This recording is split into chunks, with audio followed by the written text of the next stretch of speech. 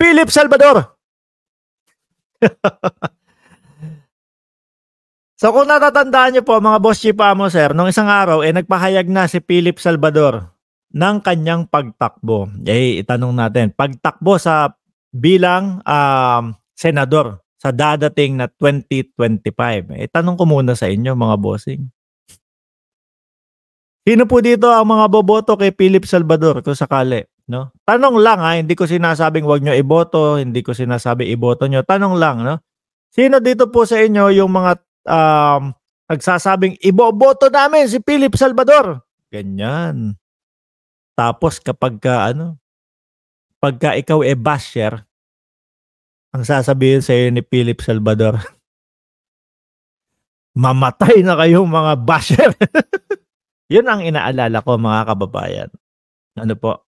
Although, yun po talagang matagal nang sinabi ni Ipe, mga kababayan, kaya lang kung i-analisa mo po yung sitwasyon mga bossing, kapag po pala siguro, naiisip ko lang mga kababayan, pag po pala naiupo si Ipe, si Philip Salvador, mga boss, nako po, hindi pwede yung magiging kritiko ka niyan. Buhay ang hihilingin sa'yo.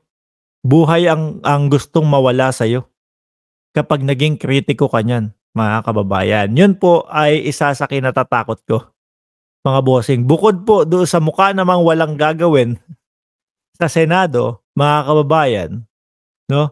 Yung parang yung tipong narinig natin na mamatay na kayong mga basher. O yan.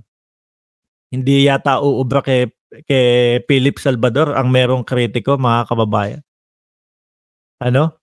Sa tingin niyo po ba makakapasok? No way. No way din ako.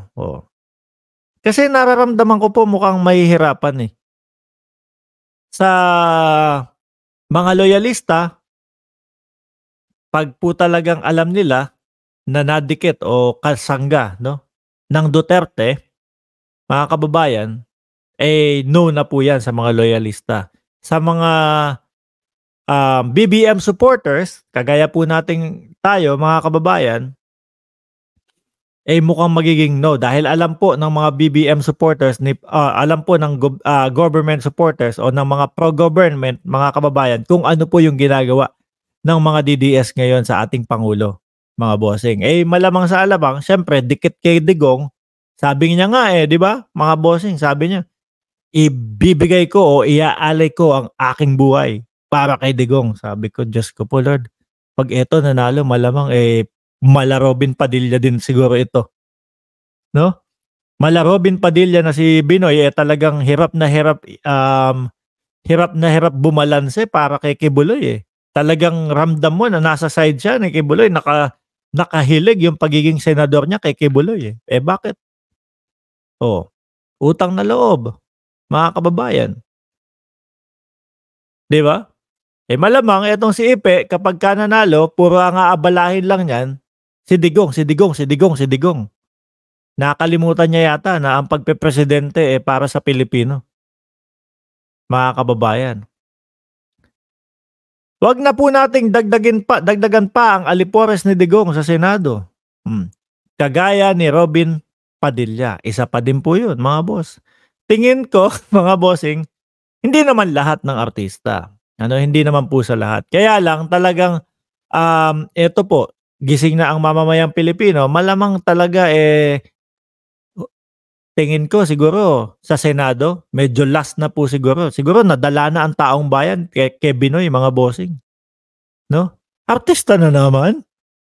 Yan ang isa sa dahilan na nakikita ko, mga kababayan, na isa ding maging posibleng ikatalo ni Ipe, no? Dahil doon kay Robin Padilla. Sabi ni Tampino TV, marami ng bida sa Senado. Ngayon may papasok pa na 2 bida, si Willie at si Epi. Ay, Diyos ko po Lord. Action star na lang po at saka magwawawin na lang po tayo doon sa Senado kung ganyan din naman po, mga kababayan. Napakadami po na mga politiko na talagang karapat-dapat na sila ay maluklok. Kasi ang napapansin natin, mga kababayan, Yung mga ta-artits natin, ayan, kapagka medyo talagang wala ng career, laos na, 'no? Ang ginagawa nilang takbuhan, ano, politika, mga bossing, politika. Tapos pagdating po dun mga kababayan dahil nailuklok, naiboto ng taong bayan dahil sikat, dahil fans ako niyan, eh. Oh, saka sasabihin, "Hindi makasagot yung idol ko dun sa Senado, ah. Parang walang ginagawa yung idol ko dun sa Senado, ah. Nagkamali yata ako ng boto." Gano'n, 'di ba mga boss? Si Senator Jinggoy kahit papaano ay may utak sa kanila, oh, 'yun, 'di ba? Kahit papaano. Crisostomo Bunagan, Aquino, PBBM, Arroyo ang magaling. Wala nang iba, dilawan, pulahan, pinklawan, asulan, full support kay PBBM, nagkakaisa. Yan po yung talagang ano, yan yung talagang nakikita po natin yan. At yan yung ikinababahala talaga ng mga DDS, mga kababayan. No? Kaya paulit-ulit sila, ano? Iniluwa na nila dati yan, eh. Niluwa na nila yung mga dilawan na yan, eh.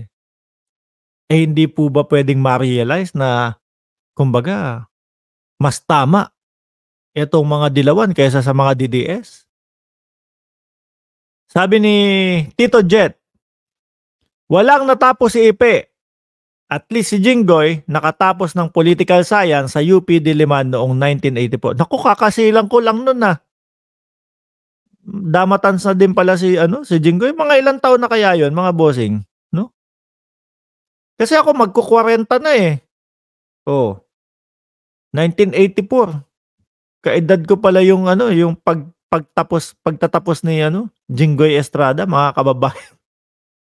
Anyway, hindi ko nakikita na maganda ang future, 'no, ng Senado kung sakali na si Ipe, makapasok sa pagkasenador, mga kababayan, 'no?